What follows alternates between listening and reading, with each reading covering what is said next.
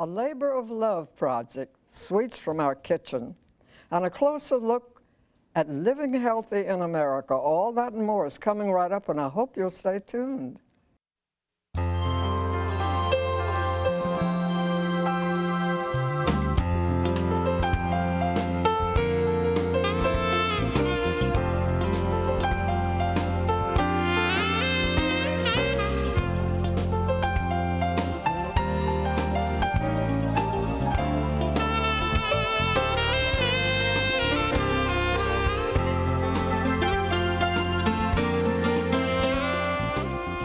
Hello everyone, welcome to the show. We're so glad you're there.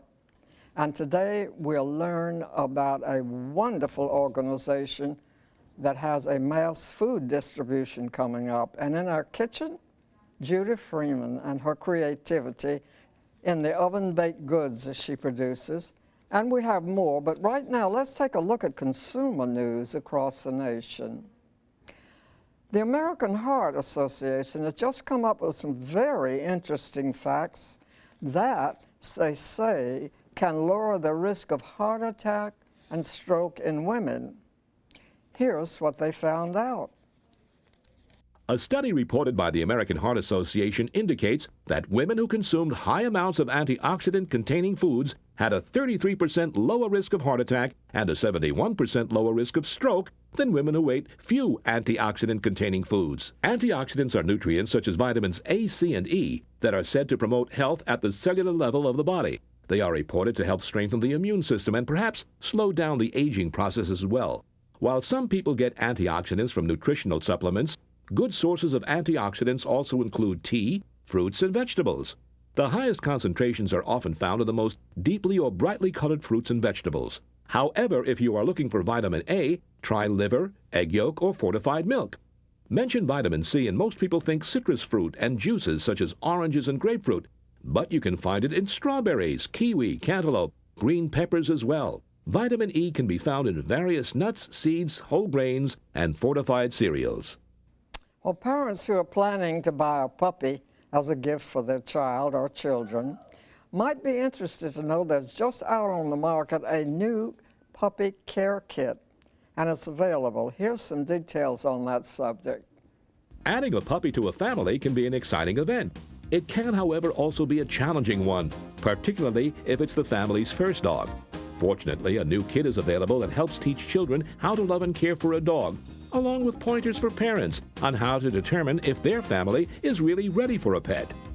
In addition, when you purchase a kit, part of the proceeds support the ASPCA, the first humane organization established in the Western Hemisphere dedicated to preventing cruelty and alleviating pain, fear, and suffering in animals. The kit contains a colorful booklet with tips for parents to review with their children that also provides guidance for mom and dad on how to prepare children for the responsibility of caring for a pet. Called the Cottonelle Puppy Care Kit, it also comes with a soft stuffed Cottonelle puppy, the toilet paper brand's icon, a bowl, a bone, and adoption papers. To learn more or order the kit through May 31st, 2004, visit www.cottonellepuppy.com. Well, it seems that people who enjoy adding fish to their diet quite often need to know some facts about what fish to indulge in plentifully and what fish to avoid. Here's what the experts have to say about that. While fish can be an important and heart-healthy part of any diet, the government recently issued some guidelines on which fish some people should limit. The American Heart Association recommends that most people eat fish at least twice a week because of the beneficial omega-3 fatty acids. However, young children, women who are pregnant, nursing, or planning to become pregnant should not eat fish that tend to be high in mercury. How can you tell which fish pose a hazard? According to the Environmental Protection Agency, the fish most likely to contain mercury are shark, swordfish, king mackerel, and tilefish. These fish should be avoided by women in the risk groups. Fish low in mercury include shrimp, canned light tuna, salmon, pollock, and catfish. Everyone can eat 2 meals of at least 12 ounces of these types of fish each week. Albacore tuna has more mercury than light tuna and should not be eaten more than once a week.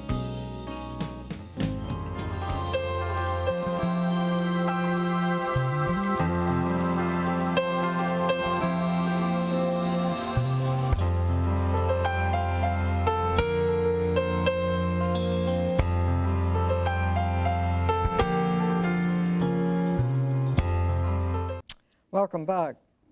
My first guests are here to talk about a mass food project that is most needed and an interesting subject to progress on. Please welcome John Chambless on my immediate left, and next to him is Paul Urbahns. And both of you are members of the Americans with Disabilities Specialists, and you have good news for those in need. First of all, tell me about your organization, its goals, and how it came about. Okay, in 1995, I was doing some work with the Lord out in Chickasaw, and He laid on my heart to start an organization here that is depending on God only, and not on the government or anyone else, you know, to getting and standing in the gap for people that are in need. And with this project here, the Labor of Love Mass Food Distribution Program, scheduled for July 3rd of this year, is 520,000 pounds of food being distributed in 10 different sites throughout the county of Mobile on the same day. And with this, there not being any restrictions whatsoever for these people that need it to come in. And we're aiming at the handicapped, the disabled, the elderly, the poor, and those in need. Because we have the working poor, we have a lot of other people that are in need of food. And there's a big gap of people not being able to get food through the agency. Your organization started, you say, in 95? Yes, But ma'am. is this not your first mass food distribution? Yes, ma'am. This is the first mass food distribution, not only in Mobile, but in Alabama on this level. Okay, we're going to get into the subject matter of the distribution in a minute. But first of all, Paul, tell me how you're funded. We're funded by all private donations through fundraisers and through donations from individuals. And that's our entire funding. Well, I understand you had fundraisers in June. How did that go? Well, the fundraisers were held, and they worked better than expected for the first year. But we still have needs, and we are still receiving gifts and donations for the project.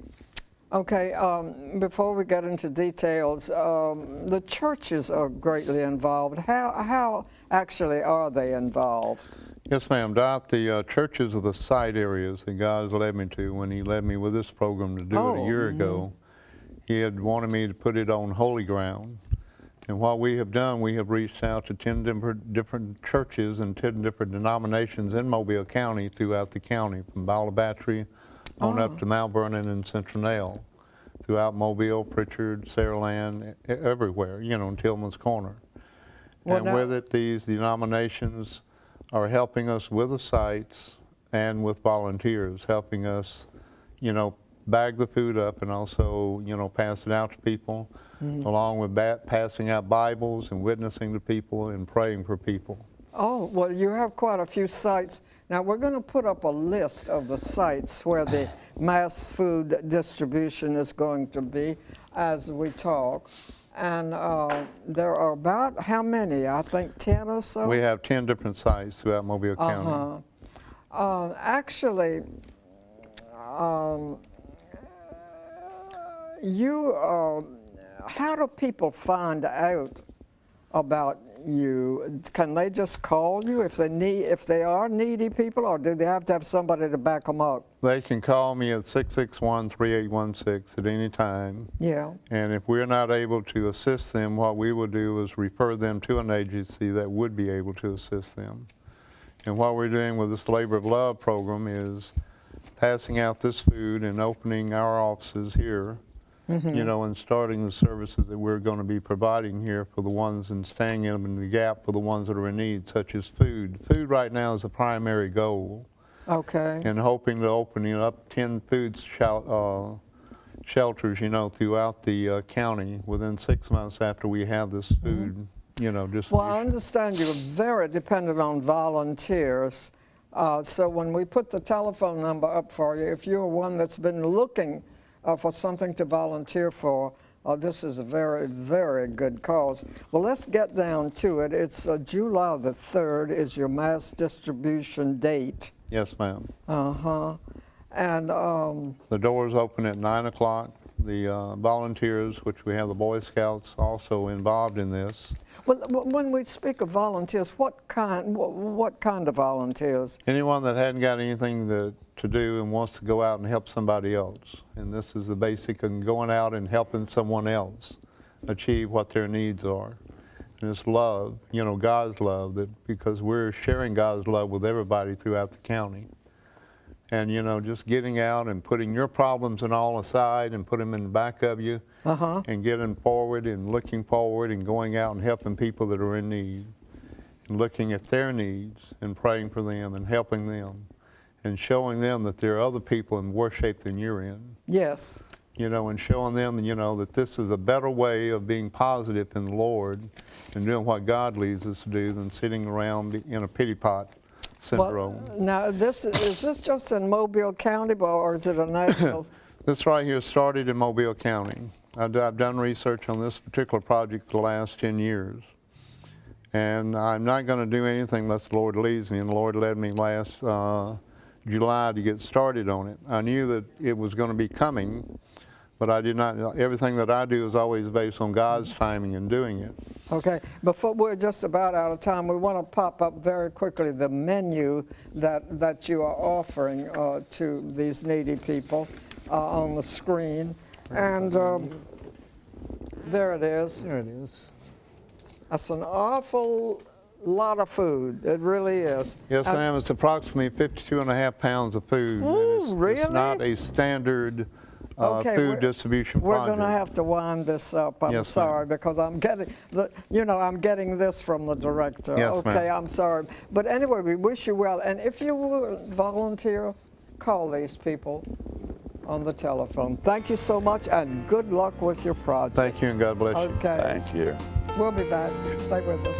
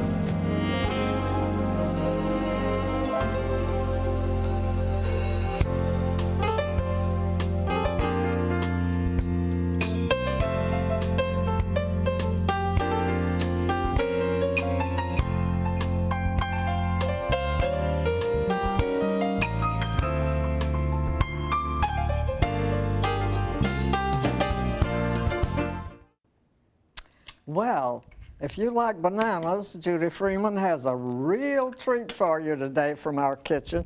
I should say you've been busy over here. I have, and do you know what? This is so simple. There is as many banana nut bread recipes as there are Southern ladies. Really? Everybody has their own favorite recipe for banana nut bread. And so I looked through all my recipes and I got the easiest one I could find. And that's what we're going to do today. We're going to make this wonderful banana nut bread. It makes 2 small loaves like this or 1 large loaf. I think if you make 2 small loaves, you can use one now and freeze one. Oh. And have it in the freezer. What I tell my brides, when I tell them how to use anything that they have left over, I will say put it in your freezer. Yeah. Freeze it for maybe an hour, not frozen solid, so it's nice and firm. Oh, yes. Slice it into slices, just like we have our banana bread, and then put it in little baggies. Well, you know, that's a great idea because things do get terribly tight. Well, you know, this wouldn't last more than 1 day, just sitting out like that. It'll be its best today. Yeah. And so if you slice 3 or 4 slices and put the rest in the freezer, then you can take 1 slice out at the time, and it's nice. It's wonderful. What I have is a 1 pound of butter, and or 1 cup of butter. That's not quite. That's not a pound. That's not a pound. That's a cup of butter, and 2 eggs. I'm going to add 1 cup of granulated sugar, and all I'm going to do is whisk it together. This banana bread or fruit breads, or I did a date bread one time here with you. Oh, I don't know about date bread. I did date bread one time, and all you do is you just stir it until it's mixed. You don't over stir it. Then I put 1 cup. Now we've done a cup of butter, a cup of sugar, a cup of pecans, 2 eggs. We're going to put that's pecans. We're going to put a tablespoon of soda because of the bananas. The acid in the bananas need a little soda. Going to do that. Now, all I have left to add are, these are 2 humongous bananas mashed up. I just mashed them all up.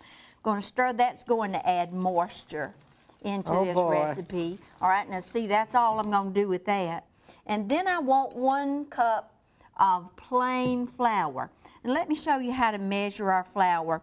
We're going to dip our flour up into our cup. We're not going to dip our cup down in there. We're going to dip it so it doesn't pack it. See, we don't want it packed. Because the bottom of it would be tight. Would pack it. See, we're just going to level it off, and that's the way we measure flour, so we don't get too much flour in our recipe. Now, we need 2, and I am going to kind of rush this along where we can get our 2 in here. Well, it takes quite a bit of flour, doesn't it? 2 cups. 2 cups. And if you use good unbleached flour, it's just really good for you. Use wheat flour. You could use any really good for you flour. And then all I'm going to do is simply stir this until it's blended, which will take just a little second. But see, it's almost, see how it's coming together? Oh, it's beginning to get wet, good. moist. It's hard to get the flour to mix at first. Well, it kind of is. Yeah. But see, that's really all I need to do to that. Let's talk about a minute about different things we can do to it now. Yeah, what's that, raisins? All right, it's raisins. If you like raisins, you could put some raisins in it. We could put a couple of little boxes. I'm just going to put that 1. But if you like other added flavors, we could put cinnamon. Oh, yes. We could put ginger. We could put any of our, this is vanilla butternut flavor. This add a wonderful little flavor to it. That's a liquid. This is a liquid. These are powders. But see, this is the way that you can add variety to this one recipe. Isn't that interesting? Yes. I love it. Because some people don't like ginger and they do like cinnamon, or vice versa. That's right. So see, all I'm going to do now is just clean my whisk off a little bit. And I'm going to take this spoon. And now what I've done with my pans is I'm going to make my cleanup easy. Oh, really? I could work for aluminum foil. I could work for these people. It is wonderful. I've just taken a piece of aluminum foil, and this is just a regular little pan. Yes, and I put the aluminum foil down in it, and I spritzed it just a little bit with my Pam. Oh, that's such a wonderful product. Yeah, and now they're making this that doesn't stick. It has. Is that right? Yeah, yeah. Oh, and so all you would have to do then is just dip it. And if you wanted to be certain that you got it even, you could just, this is how I would kind of do it, is just do, and then you would work out the right amount in each pan. That's very fluffy. Oh, it's wonderful. It is. It's a wonderful recipe. Now, this would be nice for breakfast, right? Yeah. Glass of milk, cup of coffee, be nice for breakfast. Instead of using preserves or jelly, you have your sweet taste. That's right. And you know what else it would be good for lunch? You're kidding. Peanut butter? On banana nut bread? Wouldn't it be good? Ooh. Better than a peanut butter and jelly sandwich. Sure. Oh, it would be good. It would be good. Good glass of milk. I just think this would be wonderful to have this in your freezer. And if you had company pop in, guess what you got? Oh, listen. Well, you know, it's really a very light taste, summery.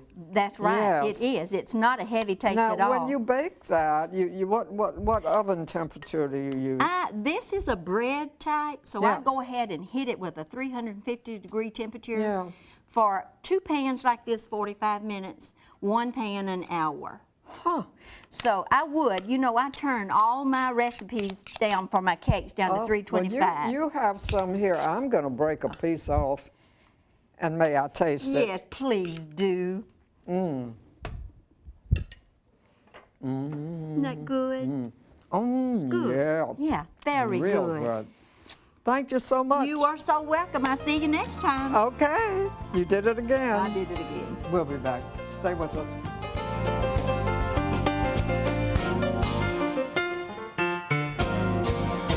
Looking for someone who wants to kill me. Harry Potter. There's something moving out there. It was a Dementor, one of the guards of Azkaban, searching the train for Sirius Black. Thank you so much for joining us. And you know, the Harry Potter movies continue to be very popular all across the nation. Here is a peek preview of the latest release now showing. We'll see you next week.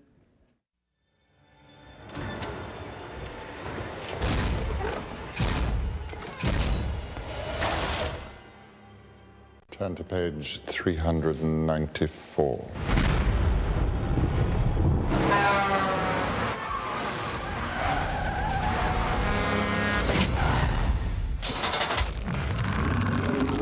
Hey guys, why the long faces? Who is that? That man? He's a murderer. Sirius Black has escaped from Azkaban prison. Sirius Black is the reason the Potters are dead. And now he wants to finish what he started. I want you to swear to me you won't go looking for Black. Why would I go looking for someone who wants to kill me? Harry Potter.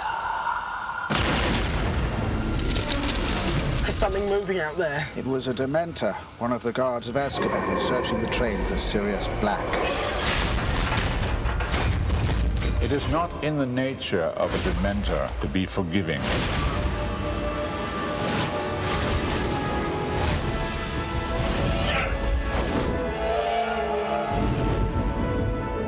I hope he finds me. Because when he does, I'm going to be ready. You must look beyond.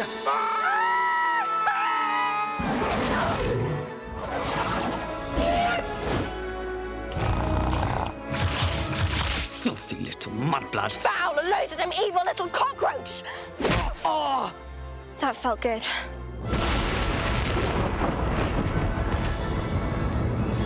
Expecto